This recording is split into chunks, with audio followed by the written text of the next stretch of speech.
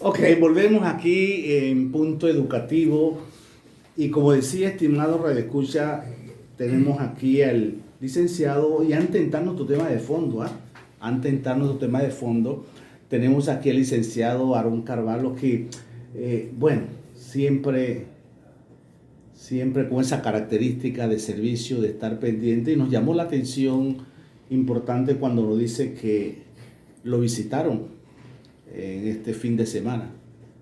Los dueños de las cosas, ¿no? Sí. Aquellos que no pagan, que no planifican, que no hacen, lo visitaron, no en su casa, estimado Radio Escucha, lo visitaron en la Facultad de Ciencia y Educación y han causado un daño significativo.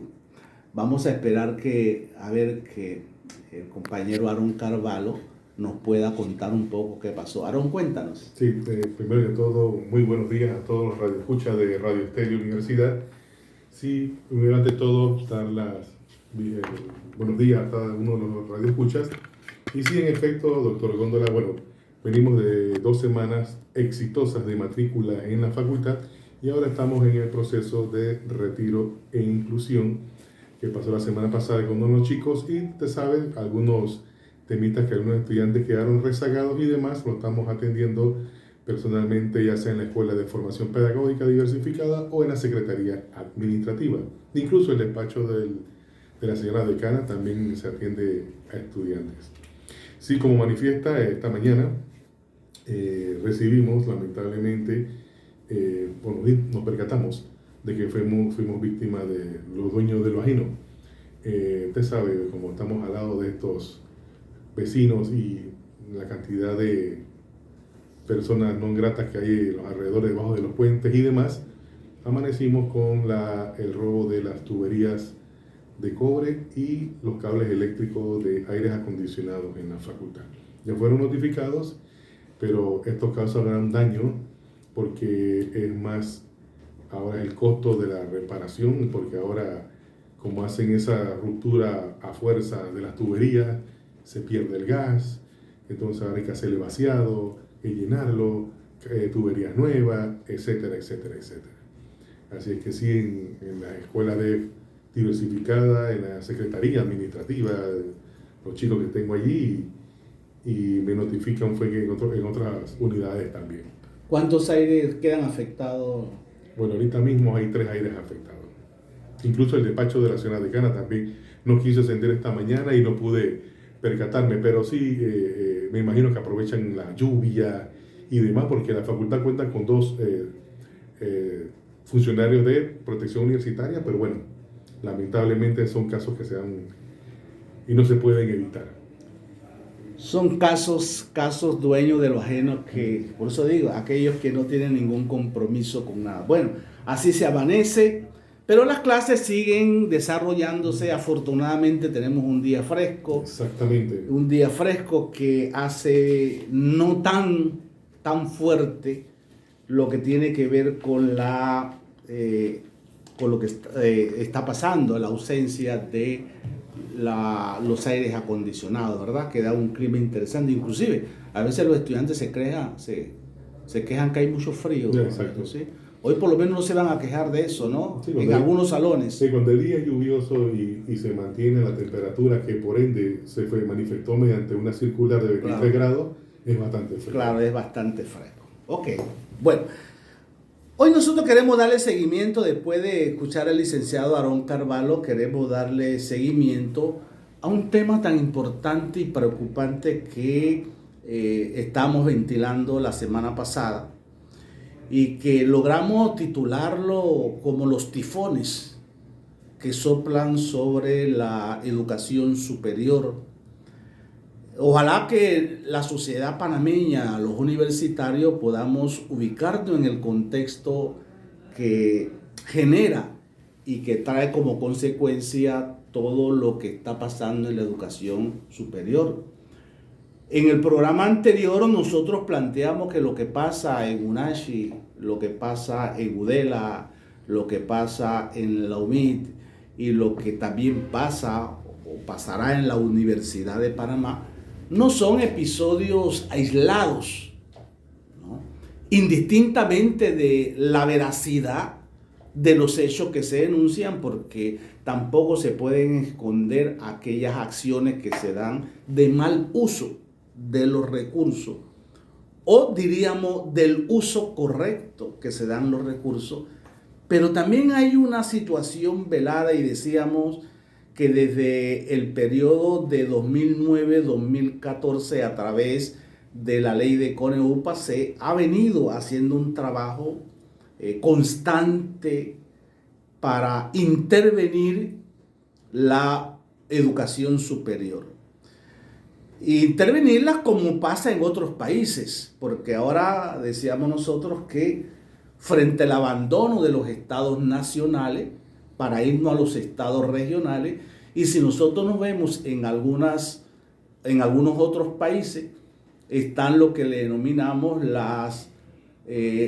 lo que son los ministerios de educación superior, donde inclusive desde el órgano ejecutivo, llámese desde el Ministerio de Educación o el Ministerio de Educación Superior, se generan una serie de políticas que tributan para todos los sistemas educativos. En el periodo de 2014-2019, cuando estaba como presidente, para ubicarlo un poco, presidente el ingeniero Juan Carlos Varela, la ministra era la ingeniera Marcela de Paredes, se dio un esfuerzo interesante que a mí me estremeció desde el punto de vista académico, y es el hecho de que desde el ministerio nombró una comisión que inclusive invitó a representantes de universidades particulares y todo, para crear lo que se denominó o denominaron el perfil del docente panameño. Y con ese perfil no solamente porque es correcto, decir, bueno, cuáles son los conocimientos, habilidades, actitudes, aptitudes que se esperan, que se requieren del docente panameño. Hasta allí eso no está, o sea, no le veo ninguna complicación. Y sobre todo si lo hace el Ministerio de Educación con una acción como para orientar a la sociedad y decirle a las entidades formadoras, como en este caso la Facultad de Ciencia de la Educación, qué tipo de docente se quiere, me parece una acción que podemos conversar. Y eso es así porque al momento que diseñamos una carrera, nosotros tenemos que hacer un diagnóstico de las necesidades y cuáles son las competencias que se requieren para esa persona, para ese problema. Eso es saludable.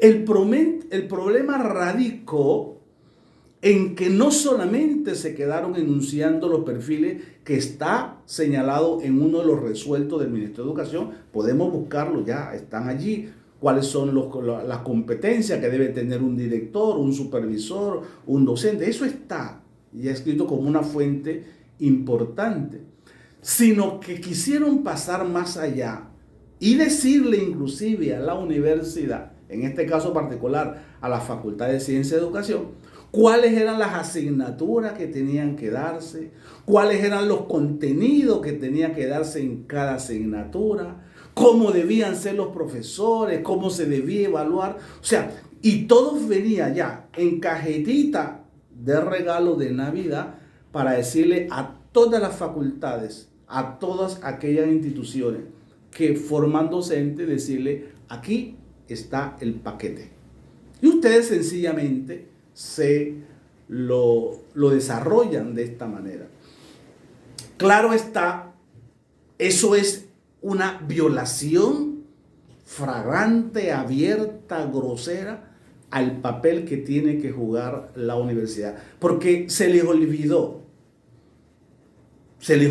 que la universidad en este país, yo no sé si a usted le gusta o no le gusta, estimado radioescucha, no sé si le gusta o no le gusta, pero en este país llamado Panamá, que se rige, o por lo menos debe regirse por una norma suprema, máxima, que es la Constitución Política de la República de Panamá, en su artículo 104 y creo no equivocarme, establece la autonomía de la universidad oficial del Estado.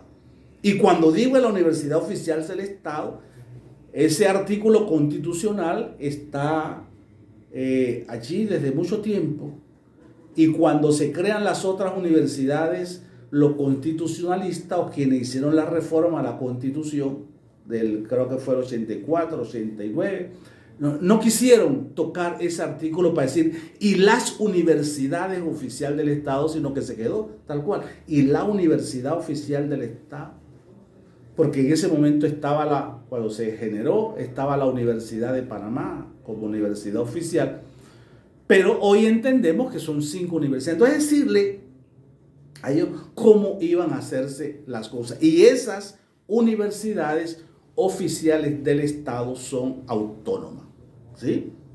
Tienen patrimonio, tienen autonomía administrativa, se dictan sus carreras, pueden cerrar sus carreras, administran los recursos, su forma de designar a los profesores está contemplado en la ley y en los estatutos que la rigen. Tienen una autonomía que no significa hacer lo que me da la gana, sino como toda acción oficial, hacer lo que la ley me permite que yo haga, hacer lo que está en la ley. Cualquiera que transgreda lo que establece la ley, entonces, bueno, cae en un acto de extralimitación de funciones. Cuando tratábamos esto la semana pasada, un amigo, hermano mío, hermano de amistad, no hermano de sangre, hermano, me escribió por el WhatsApp y dice, bueno, lo que pasa es que la autonomía universitaria está en cuestionamiento en toda América Latina. Él tiene razón. Hoy se discute, porque la educación superior es un gran negocio, Está en discusión.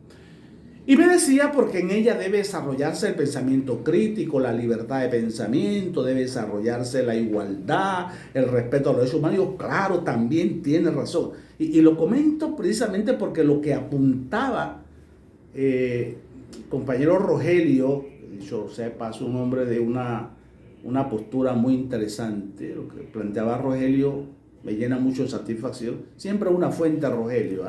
Rogelio, saludo desde aquí de Punto Educativo. Yo decía, sí, perfectamente, todo eso se tiene que hacer y es una responsabilidad de la universidad. El asunto es que eso puede desarrollarse y se desarrolla desde la universidad autónoma, en este caso de las universidades del país, porque es parte del lineamiento y lo consagra la ley. Es más, en el juramento de graduados, de graduación, cuando se hace, hay un juramento que apunta un poco a eso, a esa valentía que debe tener nuestros egresados. Y cuando llegan al momento de la graduación que se hace este juramento, es porque se cuenta con las herramientas cognitivas, procedimentales, actitudinales, que le permite a uno decir juro y dedicar su existencia a defender esos intereses. Claro que hay que poder, pero no significa que la autonomía es contraria a el logro de esos valores sociales. No. Ahora, que dentro de las universidades tienen que haber procesos de transformación profundo, claro que sí. Que las cosas pueden hacerse mejor también. Que se están haciendo algunas cosas que no son correctas también. Que hay que rendir cuenta a la sociedad. ¿Cómo no? Porque es la sociedad la que nos paga nuestro salario en la universidad oficial. Eso es indiscutible. Es más, la misma norma establece, en el caso de la Universidad de Panamá, que tiene que rendir cuenta anualmente en la Honorable Asamblea de Diputados, ¿sí? Y también tiene que rendir cuenta y rinde cuenta en la Contraloría General de la República, porque los fondos son públicos. Allí no hay forma de discutirlo. Es más, la forma como se designan sus profesores, cómo se administra, también tiene que estar en el escrutinio público. Éntrese a la página de la Universidad de Panamá como un ejemplo y usted se va a encontrar de toda la forma, ¿sí? y hay cosas que hacer, perfecto. Que hay funcionarios que transgreden eso. Yo tengo evidencia también, muchas evidencias, estimados radioescuchas. Créanlo, tengo muchas evidencias. Es más, y hemos sufrido las consecuencias de esas, a veces maleanterías, ¿no?, que yo le llamo, de esos secuestros que se dan a nivel institucionalmente. Pero que eso que hace una persona, dos personas, inclusive una administración, no podemos nosotros catalogarla como los principios de la educación superior y en este caso de la institución, porque la institución estamos constituida, en el caso de la Universidad de Panamá, la componemos una gran cantidad de profesionales, ¿sí? Una gran cantidad por miles de docentes, miles de administrativos y mucho más miles de estudiantes. Entonces, si nosotros queremos vivir en una sociedad democrática, bueno, entonces tenemos que ser democráticos. Y la democracia pasa por el respeto a nuestras normas, ¿sí? Pasa por el respeto a la ley. Y recuérdese que, vuelvo a insistir, en el servicio público, los funcionarios públicos solamente pueden hacer lo que la ley le permite hacer. No pueden hacer otra cosa, no podemos hacer otra cosa. No, definitivamente no. Y eso debemos tenerlo claro, ¿sí? Debemos tenerlo muy claro, porque en la medida en que nosotros les atemos la mano a la libertad que debe tener la educación superior, entonces sí vamos a tener problemas en el país. Y cuando digo problema, no es de huelgas, de paro, no me refiero a ese tipo de problemas, indistintamente que pueda pasar, no me refiero a eso. Sino que si le quitamos la libertad al docente universitario de poder abordar una temática, llámese económica, llámese cultural, llámese pedagógica, llámese tecnológica, si le arrancamos su libertad de hacer la interpretación, generar los debates frente a una postura, entonces sí vamos a secuestrar la universidad y vamos a secuestrar la capacidad de pensar para poder lograr aquellas cosas que me comenta en el chat, o comentó en el chat el compañero Rogelio, que insistimos. Bueno, Rogelio hace mucho tiempo y es un hombre valiosísimo, goza de todo mi respeto. Y eso hay que tener, pero mucho cuidado, ¿sí? Porque en la universidad tiene que aflorar eso, la libertad del pensamiento, ¿sí? Y en un mundo donde ya los sabios no existen, porque el conocimiento y la información es tan amplia y tan diversificada que no hay mente humana que sea capaz de concentrar toda la información. Pero esa misma información necesariamente no es válida en todos los contextos. Y que aquello que le llamamos nosotros como conocimiento, bueno, quiero decirle que no es conocimiento, que es información. Porque el conocimiento es una construcción que debe propiciar, mejor dicho, el profesor en la sala de clase para que cada estudiante, desde su realidad, desde su forma de pensar, de sentir, desde su contexto, pueda establecer conclusiones. Y esa conclusión a que llegan cada uno de nuestros estudiantes, cada persona, es lo que desde una perspectiva constructivista es el conocimiento. Entonces, ojo con lo que está pasando en la universidad, y le hacemos un llamado a los señores rectores, vicerrectores, le hacemos un llamado a todos los profesores, porque ¿qué ocurre? Bueno, a todos los profesores administrativos, por favor, a la defensa de una institución tan noble y con principios tan claros como es la universidad oficial. Y esto no significa una defensa a ultranza sino que la defensa también pasa por el reconocimiento de aquellos aspectos en la cual nosotros tenemos y debemos desarrollarlo. Eso es súper importante, porque el no reconocimiento de lo que debemos hacer, entonces nos va a traer situaciones un poquito, yo diría bastante, pero bastante complejas. Eso es el sentido que queremos plantear hoy. Entonces, la educación superior se encuentra hoy, y se lo cuento, se encuentra en una situación bastante, pero bastante compleja. Vienen embates fuertes, ¿sí? Vienen embates fuertes. Se le va a atacar mucho por la parte económica. Yo pienso que yo no sé qué es lo que le queda ya a UNACHI después de todas las cosas que le ha pasado. Por favor, y que no se entienda una defensa a ultranza a la administradora, la rectora del momento. Cada uno que responda a esa necesidad, que responda a la circunstancia que se le cuestiona, que se den las explicaciones. Es más, que se hagan los correctivos. Y si hay que aplicar normas, pues que se apliquen las normas, que para esas son. La ley es la ley, aunque no me guste. Bueno, aunque malo sea mi vino, se decimos es mi vino, ¿no? Y tenemos que desarrollarlo. Esa es la responsabilidad que debemos cumplir todos.